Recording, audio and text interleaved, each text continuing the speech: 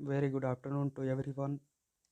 Students, पिछले video में मैंने बताया हुआ था कि राष्ट्रवाद क्या है, राष्ट्रवाद को प्रभावित करने वाले कौन कौन से तथ्य हैं, और मैंने ये भी बताया था कि अगले वीडियो में मैं 1830 और 1848 की क्रांति लेकर के आऊँगा।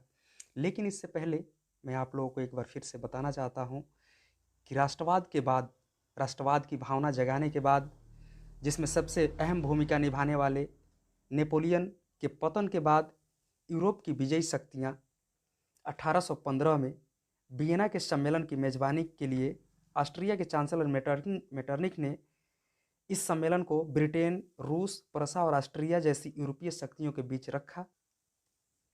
दोस्तों, गणतंत्र एवं प्रजातंत्र जो फ्रांस की क्रांति की देन थी, उसका विरोध करना और पुरातन व्यवस्था की पुनर्स्थापना करना मेटरनिख व्यवस्था का उद्देश्य था, जो वियना सम्मेलन के माध्यम से यूरोप में नेपोलियन युग का अंत और मेटरनिख युग की शुरुआत यहीं से हो चली।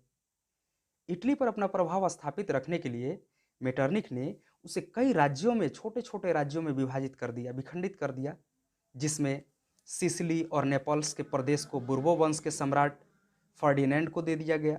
रोम और उसके आसपास के जो राज्य थे पोप को सौंप दिए गए। लोम्बार्डी एवं वेनेसिया पर ऑस्ट्रिया की प्रभुत्व कायम रही। परमा, मोडेना, टस्कनी के प्रांत हैम्सबर्ग राजवंश को दे दिया गया तथा जेनेवा और सार्डिनिया पीडमाउंट के साथ राज्य में सम्मिलित रह गए।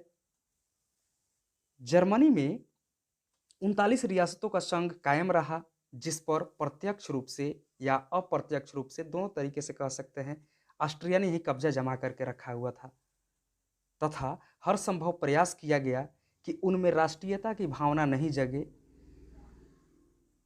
मेटरनिख ने फ्रांस में भी पुरातन व्यवस्था की पुनर्स्थापना की और इस तरह से वियना सम्मेलन प्रतिक्रियावादी शक्तियों की विजय थी। लेकिन यह व्यवस्था अस्थायी साबित नहीं हुई और जल्द ही यूरोप में राष्ट्रीयता की भावना का प्रसार हुआ, जिससे यूरोप के लगभग सभी देश प्रभावित हुए थे।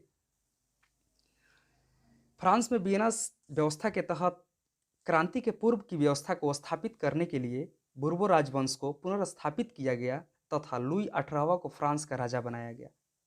उसने फ्रांस की बदली हुई परिस्थिति को समझा और पुरानी विधि व्यवस्था, पुरातनपंथी व्यवस्था को थोपने का प्रयास नहीं किया, क्योंकि वो समझ चुका था जो चल रहे थे लोगों के अंदर, राष्ट्रवाद की भावना जो उनके अंदर जग चुकी थी, उसको लुई 18वां ने समझ लिया था और इसलिए पुरातनी व्यवस्था को थोपने के बजाय उसने प्रतिक्रियावादी तथा सुधारवादी शक्तियों के मध्य सामंजस्य स्थापित किया। दोनों को समझा और दोनों को समझाया और स्थापित करने का प्रयास किया तथा इसी उद्देश्य से उसने 2 जून 1814 ईस्वी को अपनी तरफ से एक संवैधानिक पत्र, घोषणा पत्र जारी किया, जो 1848 तक फ्रांस में चलते रहे। चार्ल्स 10 के शासनकाल में इसमें कुछ परिवर्तन किए गए। चार्ल्स 10 जब अपने शासनकाल में उसमें कुछ परिवर्तन लाना चाहे, लेकिन इसका परिणाम 1830 की क्रांति के रूप में सामने आ गया, जो हम लोग 1830 की क्रांति के रूप में आगे जानेंगे। जुलाई 1830 की क्रांति के बारे में आज जानेंगे हम। तो यह क्रांति जो हुई थी जुलाई 1830 को, इसका मुख्य कारण मेटरनिख की जो प्रतिक्रियावादी नीति थी, मेटरनिख जिस तरह से लोगों पर अत्याचार करता था, मेटरनिख एक निरंकुश शासक था। दूसरा कारण जो था वो चार्ल्स 10 तथा पोलेग्निक की निरंकुश शासन, दोनों मिलकर के जिस तरह से जनता पर अत्याचार करते थे, यह भी एक कारण था जिसकी वजह से यह क्रांति भड़की। इस क्रांति का मुख्य उद्देश्य राष्ट्रवादी भावना को जगाना था और सभी लोग, सभी उदारवादी लोग एक साथ एकजुट होकर के राष्ट्रवाद की भावना जगा रहे थे और एक दूसरे को एकजुट कर रहे थे, सब में प्रेम की भावना बहा रहे थे। तीसरा जो कारण था 1830 जुलाई की क्रांति का, वो था उदारवादियों द्वारा अभिजात्य वर्ग व्यवस्था का विरोध करना, क्योंकि चार्ल्स 10 जब प्लेगनिक को प्रधानमंत्री बनाया तो प्लेगनिक ने समान नागरिक संहिता को हटा करके उदारवादियों के विरुद्ध अभिजात्य वर्ग को एक विशेष व्यवस्था प्रदान कर दिया, जिसके विरोध में सभी उदारवादी सामने आ गए और आंदोलन करना शुरू कर दिए, जिसका परिणाम इस प्रकार रहा कि लुई फिलिप शासक बने। चार्ल्स 10 जिनको भागना पड़ा इंग्लैंड, पलायन कर गए। उदारवादी एवं संवैधानिक राजतंत्र की स्थापना हुई। यहाँ से राजतंत्र तो थी ही, लेकिन उदारवादी राजतंत्र बनी। संवैधानिक एक लिखित रूप दिया गया कानून का और उस हिसाब से सबको अधिकार दिए गए। तीसरा जो कारण था वो मीटरनिक व्यवस्था को चुनौती मिली, क्योंकि सभी लोग पुरातनी व्यवस्था को एक्सेप्ट करना नहीं चाहते थे। सब लोग इससे तंग आ गए थे और पुरातनी व्यवस्था को इग्नोर करके आधुनिक व्यवस्था में जीना चाहते थे, लोकतांत्रिक व्यवस्था में जीना चाहते थे। लेकिन लोकतांत्रिक तो हुई नहीं, फिर भी उन्हें एक संवैधानिक राजतंत्र मिला, जिसमें एक लिखित कानून दिया गया और उसमें इन उदारवादियों के लिए विशेष अधिकार भी दिए गए।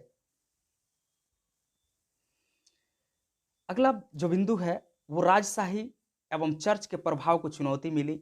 चर्च, जिसमें पोप अपना अधिकार जमाते थे, वो चाहते थे कि हम रोम वाले क्षेत्र पे अपना अधिकार जमा करके रखें, और चर्च के प्रभाव को भी चुनौती मिली यहाँ पर।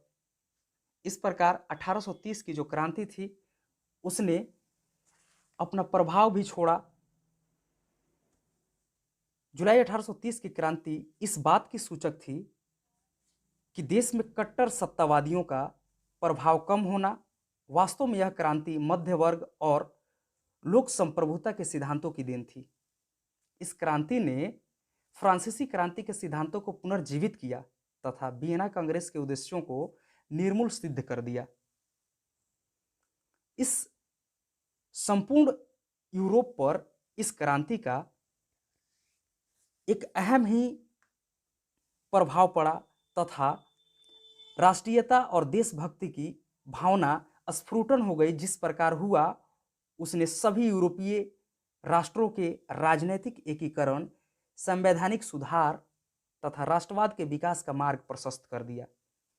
इटली, जर्मनी का एकीकरण तथा यूनान, पोलैंड, हंगरी और तत्कालीन सभी व्यवस्था के प्रति राष्ट्रीयता के प्रभाव के कारण आंदोलन उठ खड़े हुए और आगे चलकर भी फ्रांस में लुई फिलिप के खिलाफ आवाज उठने लगे, जिससे फ्रांस में एक और क्रांति का पृष्ठभूमि तैयार हो गया। तो बस आज इस वीडियो में मैं 1830 जुलाई 1830 की क्रांति के बारे में वर्णन करना चाहता था। अगले वीडियो में मैं बताऊंगा 1848 की क्रांति एकदम साधारण भाषा में, जिससे आपको ज़्यादा से ज़्यादा मदद मिल सके। और मेरी कोशिश भी यही है कि मैं स्टूडेंट्स को ज़्यादा से ज़्यादा मदद कर